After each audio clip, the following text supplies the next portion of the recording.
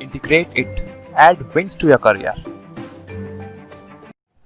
Welcome back to our channel integrate it. अब तक हमने उदय सिंह के बारे में थोड़ा बहुत पढ़ा था, राणा सांगा को कंप्लीट पढ़ लिया। अब उदय सिंह को अपन स्टार्ट करेंगे। उदय सिंह आश्रय लेने के लिए कुंभलगढ़ चला जाता है।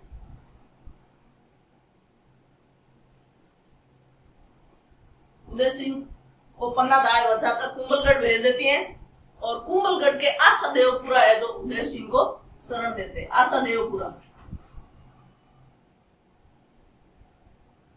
यहीं पे उदय सिंह का लालन पालन होता है और उदय सिंह यहीं पे अपनी सैन्य शक्ति है वो संगठित करते हैं। धीरे धीरे वहां पे चित्तौड़ पे बनवीर का शासन होता है। जो स्वाभिमानी सरदार होते हैं वो बनवीर के अंडर अपने आप को सुरक्षित महसूस नहीं करते हैं, या उनका स्वाभिमान ये गवाह नहीं देता है कि वो बनवीर को राजा बने। वो महाराणा सांगा के वैध पुत्र उदय सिंह को राजा बनाना चाहते हैं। इसलिए कुछ जो स्वाभिमानी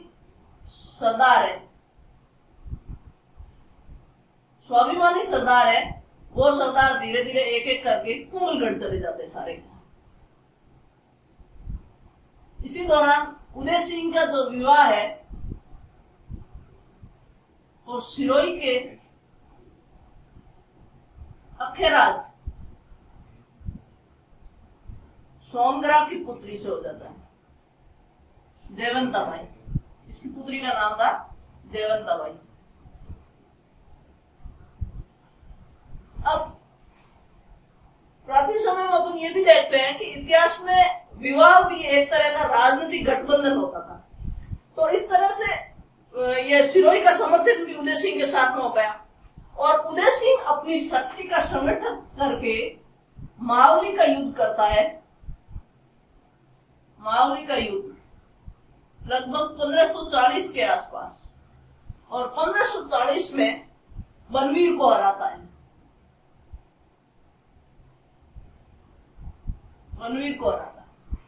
और 1540 से 1572 ईस्वी तक ये शासन करता है मेवाड़ में।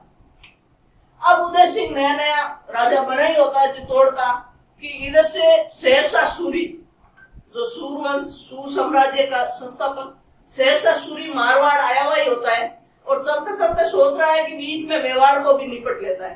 तो वो 1543 के आसपास शेरशाह सूरी चित्तौड़ पर चढ़ाई कर देता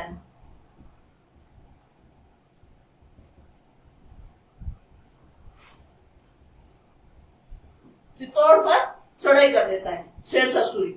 अब उदय सिंह इतना तो समझदार था और राजनीतिक रूप से भी इतना चतुर था, वो समझता था कि मेरा नव स्थापित अभी राज्य है और अभी यदि मैंने शेरशाह सूरी जो दिल्ली का सुल्तान है मैंने उससे अभी पंगा लिया तो राज्य चौपट हो जाएगा। इसलिए उदय सिंह क्या करता है, चतुराई करता है, शेरशाह सूरी के पास चित्तौड़ के किले की चाबियां भेज देता है। चित्तौड़ के किले की चाबियां भेज देता है। बस इसी से शेरशाह सूरी खुश हो जाता है और बस नाम मात्र का एक राजनीतिक अधिकारी चित्तौड़ में नियुक्त कर देता है, ख्वास खां को। ख्वास खां नामक एक राजनीतिक अधिकारी है, अफगानी है। राजनीतिक अधिकारी के रूप में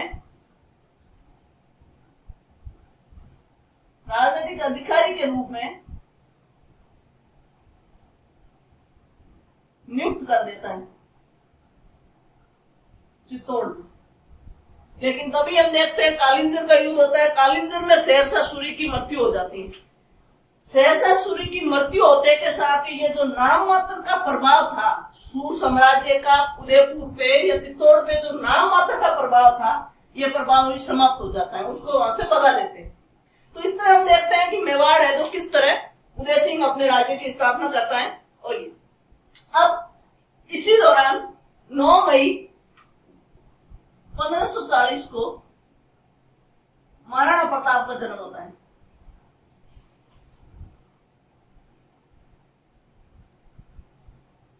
महाराणा प्रताप का जन्म होता है। महाराणा प्रताप के जन्म के समय ये जो है उदयपुर, ये जो चित्तौड़ को विजय करता है। अब इसके बाद उदय सिंह लगभग 1559 ईस्वी में, इस समय महाराणा प्रताप का जन्म कुंभलगढ़ में होता है, बादल महल में। और बचपन का नाम, प्रताप का बचपन का नाम कीका बोलते हैं। कीका क्या होता है कि उस एरिया में जहाँ पे आदिवासी ज्यादा है और उस एरिया में जो छोटे बच्चे को है वो कीका नाम से पुकारते हैं, तो प्यार से लोग है प्रताप को कीका कहते हैं।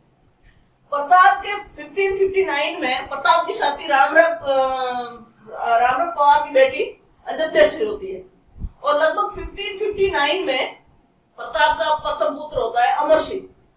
अमर सिंह के जन्म के समय उदय सिंह एकलिंग जी की यात्रा पे जाता है।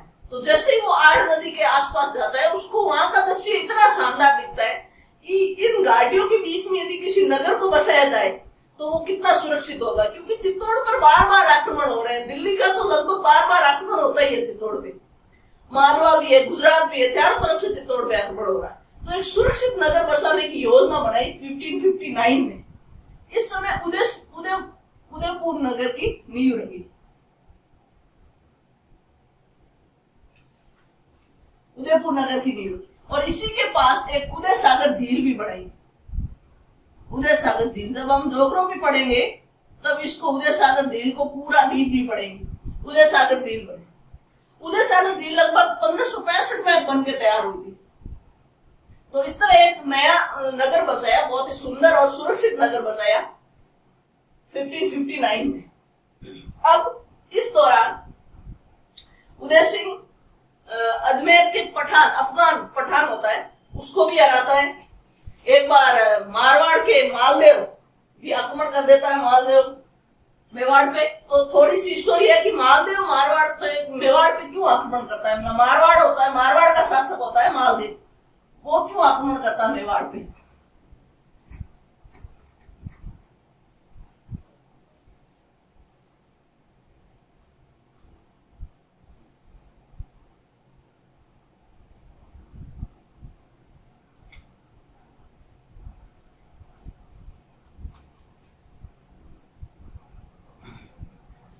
मारवाड़ का शासक मालदेव मेवाड़ पर आक्रमण करता है।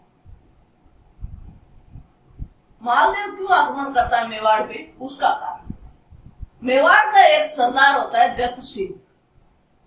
वो किसी बात से नाराज होकर मारवाड़ चला जाता है। मारवाड़ में मालदेव इसको एक जागीर दे देते हैं कि भाई ये जागीर है, तू अपना लालन पालन अपने आप कर। जत सिंह की 2 पुत्रियां होती है। बड़ी बेटी का नाम है स्वरूप देव। जत सिंह खुश होकर स्वरूप देव की शादी करवा देता है मालदेव के साथ। तो ठीक है, मालदेव एक बार अपने ससुर जी के घर जाता है, उसकी नजर उसकी छोटी बेटी पे पड़ती है। छोटी बेटी रूपवती होती है, तो मालदेव कहता है कि मेरी शादी छोटी बेटी से भी कर दे। ये बात जत सिंह अपने लिए अपमानजनक समझता है।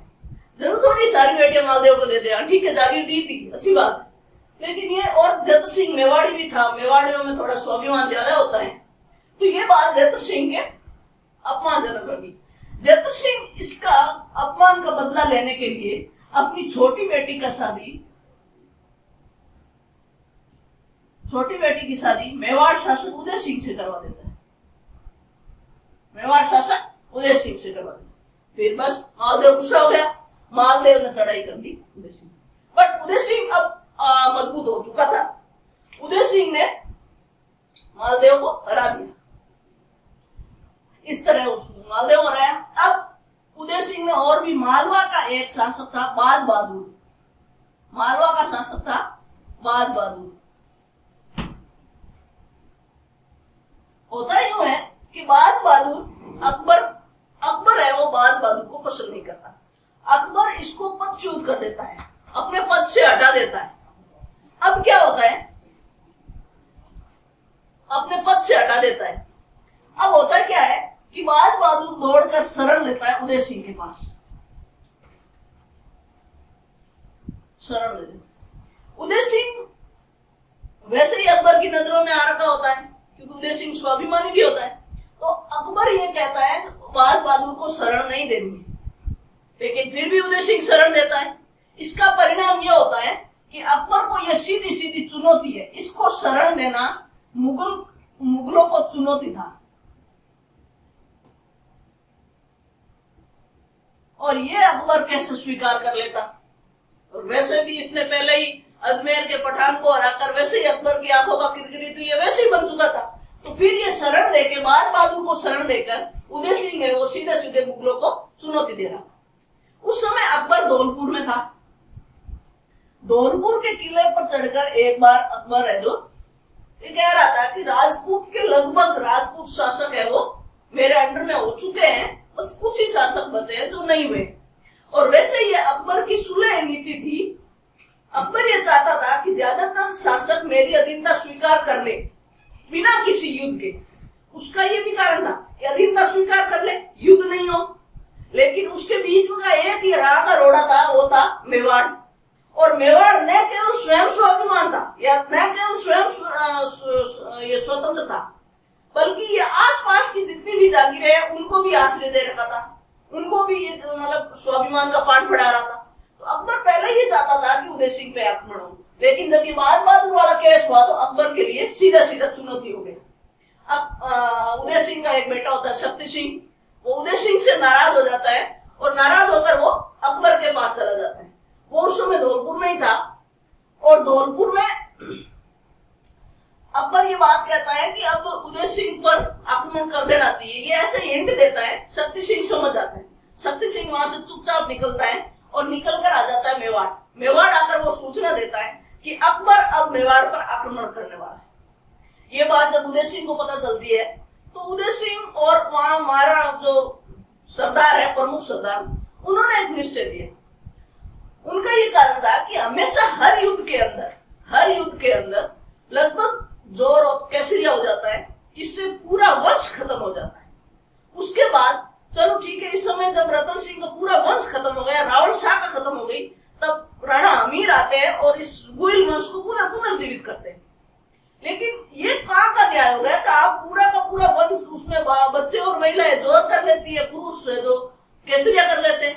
तो अब ये एक नया इन्होंने तोड़ निकाला। इन्होंने कहा कि जो गोकुंदा और नव स्थापित उदयपुर है, इसकी रक्षा करने के लिए उदय सिंह चला जाए। और जयमल मेड़तिया और फतेह सिसोदिया को ये बोला कि फतेह और जयमल है वो चित्तौड़ की रक्षा करेंगे। इससे क्या होगा कि अकबर की सेना उदयपुर को भी नुकसान नहीं पहुंचाए, राज परिवार भी सुरक्षित रह जाए और हमारा जो ये वंश है गुइल वंश, ये समाप्त भी नहीं हो। तो इस तरह उदयपुर से जो उदय सिंह है वो निकल कर चला जाता है गोकुंदा की पहाड़ियों की तरफ।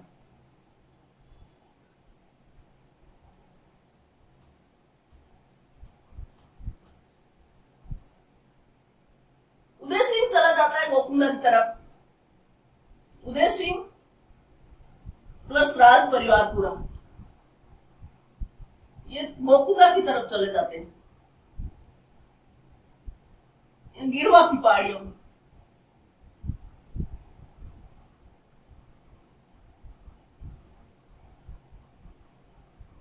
अब पीछे चित्तौड़ का बाहर है वो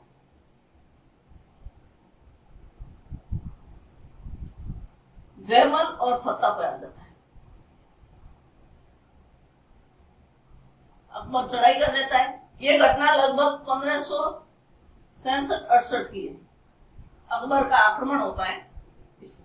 इस समय मेवाड़ का थर्ड शाखा होता है। तीसरा शाखा मेवाड़ का इसी समय होता है। ये मेवाड़ का थर्ड शाखा है।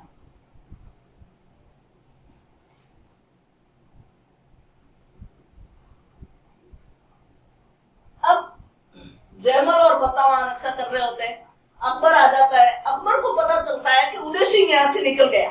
अकबर कुल्ली खां, हुसैन कुल्ली खां के नेतृत्व में हुसैन कुल्ली खां को भेजता है इसका पीछा करने के लिए। हुसैन कुल्ली खां को भेजता है उदय सिंह का पीछा करने के लिए। उदय सिंह नहीं आता था, उसको कुल्ली खां अपने खाली हाथ वापस आता है। इधर अकबर है, काफी दिनों तक डेरा डाले बैठा रहता है। अकबर ऐसे तो किले को कोई भी नुकसान नहीं पहुंचाता है। फिर उसके पास क्या होता है, अकबर के पास संसाधन भी थे और उस समय की नवीन तकनीकी के सारे हथियार अकबर के पास थे। इधर सिसोदियों के पास कोई हथियार नहीं है, और ये भी सच है कि बारूद का जो है जवाब तीर नहीं दे सकते। यहाँ मुगलों के पास बारूद है, उनके पास तीर है, ये लगातार किलों पे आक्रमण कर रहे हैं। किले की दीवार है जो सुरंग बिछाकर उसमें बारूद भरकर उड़ा रहे थे, तो एक साइड से एक दीवार रह गई थी, तो उसका पुनर्निर्माण का कार्य चल रहा था। और पुनर्निर्माण के कार्य में क्या हुआ कि जयमल वो कार्य करवा रहे थे। शाम के टाइम, रात के टाइम जयमल है वो किसी दीवार को पुनर्निर्माण करवा रहे थे, उसका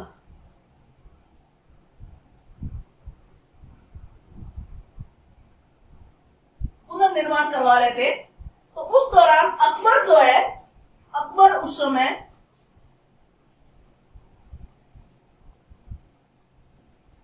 अकबर अपनी बंदूक, अकबर की बंदूक का क्या नाम होता है? संग्राम। संग्राम से इसको घायल कर देते और पैर में है जो चोट आ जाती है। तो अब किले का रसद भी खत्म हो चुका है और किले के दीवार भी खोल रहे हैं, और जयमल और फतेह ने ये डिसाइड भी किया कि कल हम केसरिया करेंगे। लेकिन जयमल है वो, उसका पैर घायल होने की वजह से युद्ध नहीं कर पा रहे। जब सभी राजपूत शासक युद्ध के लिए रवाना होते हैं, इधर जोर हो रहा होता है, जयमल रोने लग जाता है। तो उसको फतेह और एक जयमल का भतीजा होता है कल्ला राठौड़, कल्ला राठौड़। तो जयमल रोता है तो पूछते हैं उसको कि भाई क्या हो गया तू रोते? कि आप सब लोग वीरों की मौत मरेंगे और मैं कायरों की मौत मरूंगा। हो सकता है कि मुझे ये सहन नहीं हो तो मैं आत्महत्या करूं, या फिर हो सकता है मैं मुगलों के हाथ लग जाऊं, वो मुझे मार दे। तो फिर ये बात सुन के कल्ला राठौड़ कहता है कि न आप कायरों की मौत मरोगे और न आपको मुगल छू सकेंगे, आप कल्ला के कंधों पर बैठकर युद्ध करेंगे। तो जयमल घायल होता है, फिर भी कल्ला अपने कंधों पर बैठाकर जयमल को युद्ध क्षेत्र में लेके जाता है और अच्छा संग्राम करते हैं। तो उस दौरान एक आप दृश्य देखो, तो ऊपर से दो हाथ जो है जयमल का चल रहा है तलवार में, और नीचे दोनों कल्ला के चल रहे हैं। तो मुगल सेना को ऐसा लग रहा था कि कोई देवता आ गया, 4 हाथों का देवता, 4 हाथ मुगल सेना को काट रहे हैं।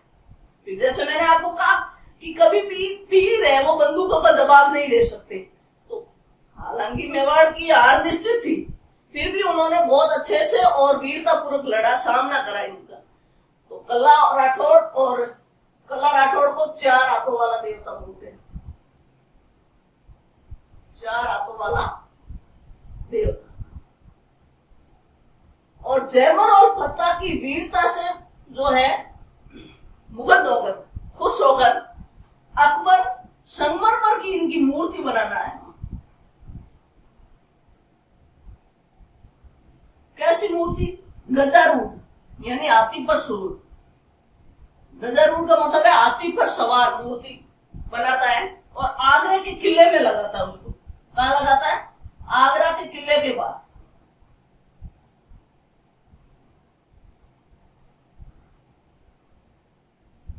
और ये सेम मूर्ति जूनागढ़ का किला, जूनागढ़ का किला कहां है? बीकानेर में।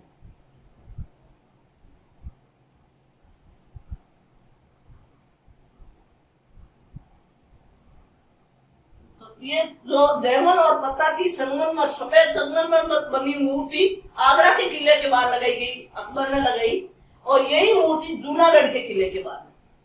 हमें कैसे पता चला कि भाई ऐसे ये इसकी जानकारी कौन देता है? इसकी जानकारी हमें बर्नियर देता है। बर्नियर एक फ्रांसीसी यात्री था और travel in the Mughal empire, इसने बुक लिखी थी।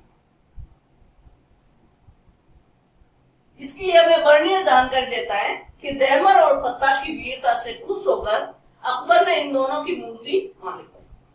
अब जोर हो जाता है, केसरिया हो जाता है कि अकबर को यहाँ पर कुछ नहीं मिलता है, तो अकबर गुस्से में हो जाता है।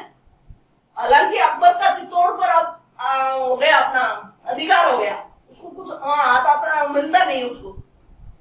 इससे अकबर वहां पर कत्लेआम करवा देता है। ये अकबर के जिंदगी का कलंक है। यहाँ पे लगभग वही बात है जैसे अलाउद्दीन खिलजी ने मरवाए थे 30,000 लोग, वही 30,000 लोग आम जनता की, यहाँ पे आम साधारण नागरिकों की कत्लेआम करा देता है। 20,000 लोगों की, ये अकबर की जिंदगी का सबसे बड़ा कलंक है। अब इतिहासकार कहते हैं, अलग अलग इतिहासकार, जैसे एक इतिहासकार है अपने श्यामल दास, वीर विनोद के लेखक श्यामल दास है। श्यामल दास ये कहते हैं, श्यामल दास अपनी वीर विनोद बुक में लिखते हैं कि भाई ये उदय सिंह का चित्तौड़ को छोड़ देना कायरतापूर्ण घटना है। इस तरह कोई अपना राजा अपनी प्रजा को मरने के लिए छोड़ के चला जाए तो फिर प्रजा उसको टैक्स किस बात का देती है, वो उसकी रक्षा नहीं कर पा। और ये कोई बात नहीं हुई कि आप राज परिवार को बचाना जरूरी हो गया, पहला है कि जनता की रक्षा करना जरूरी हो गया। ये विचार किसके थे? श्यामल दास के थे। कर्नल जेम्स टोड तो और भी अधिक लिख देता है। कर्नल जेम्स टोड कहता है,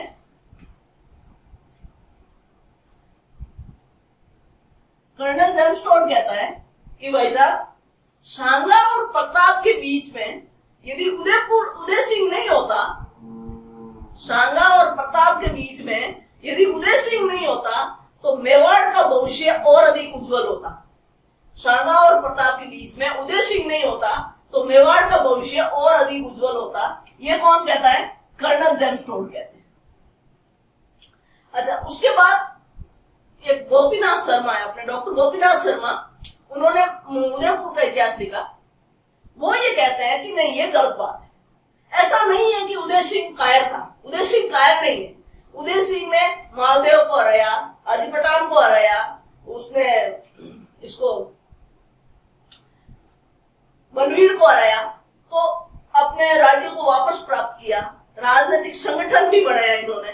तो उदय सिंह कायर तो नहीं हो सकता। हाँ, ये उस समय की जरूरत थी कि उदयपुर और आसपास के क्षेत्र और बस्तियों की भी रक्षा करनी थी, तो वहां की रक्षा करने के लिए उदय सिंह गया। ये नहीं कह सकते कि उदय सिंह कायर था, ये इनके अपने अपने मत है। अब इस तरह चित्तौड़ का साका हो जाता है और ये सूचना मिलती है उदय सिंह को। उदय सिंह वहां पे गोकुंदा में रह रहा होता है। दशहरा के समय ये कुमलगढ़ साइड आता है। उस समय इसको मिलती है सूचना कि भाई, सूचना तो पहले ही मिल जाती है कि इस तरह चित्तौड़ का पतन हो गया। इस घटना से उदय सिंह बहुत ज्यादा आहत हो जाता है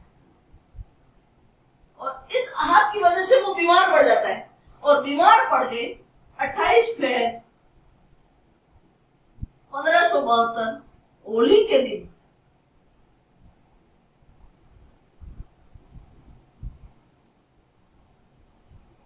उदय सिंह की डेथ हो जाती है, निधन हो जाता है, मृत्यु हो जाती है।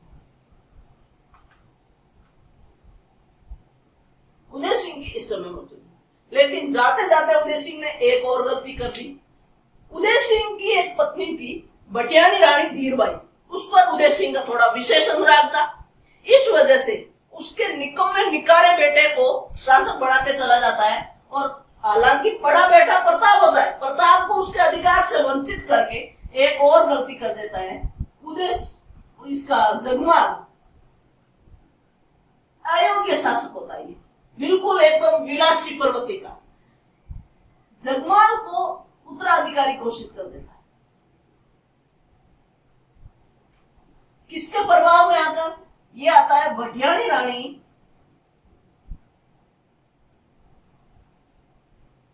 धीरबाई के प्रभाव, उस पर विशेष अनुराग होता है। अब इनमें एक क्या होता है कि राजपूताना में एक परंपरा थी कि जो नया उत्तराधिकारी होता है वो पहले के शासक, मतलब जो प्रेजेंट शासक की अभी डेथ होती है और नया उत्तराधिकारी घोषित होता है, वो युवराज होता ही है। तो जो युवराज होता है या नया अगला शासक बनने वाला होता है, वो कभी भी उस राजा के अंतिम संस्कार में नहीं जाता था। तो जगमाल तो अपने चित्तों उसमें था, महलों में था, और वहां उसकी मां कुछ सरदारों के साथ इसका राज तिलक कर रही थी। और गोकुंदा के अंदर उदय सिंह की अंतिम संस्कार हो रहा था गोकुंदा में। यहां पर ग्वालियर का शासक था राम सिंह, ग्वालियर का शासक राम सिंह, और एक ये सिरोही के अखेराज सोनगरा जो प्रताप के नाना भी है, और कृष्णदास चुंडावत, ये वहां शासक थे। इन्होंने महाराणा उदय सिंह के निर्णय को परिवर्तन कर दिया पूरी तरह, और उन्होंने प्रताप का वहां पर गोकुंदा में प्रताप का राज तिलक कर दिया। और क्योंकि चुंडावतों को यह अधिकार था राज तिलक करने का, तो कृष्णदास चुंडावत ने जो है प्रताप का राज तिलक गोकुंदा में कर दिया वहीं पे। फिर अगले वीडियो में अपन देखेंगे कि फिर ये गोकुंदा से वापस कुंभलगढ़ में आती है और राजमहल की क्रांति होती है, और इस क्रांति के दौरान वापस किस तरह जगमाल को हटाकर प्रताप को है वो शासक बनाया जाता है। Thank you. Thank you for watching the video. Please like, share and subscribe the channel Integrated.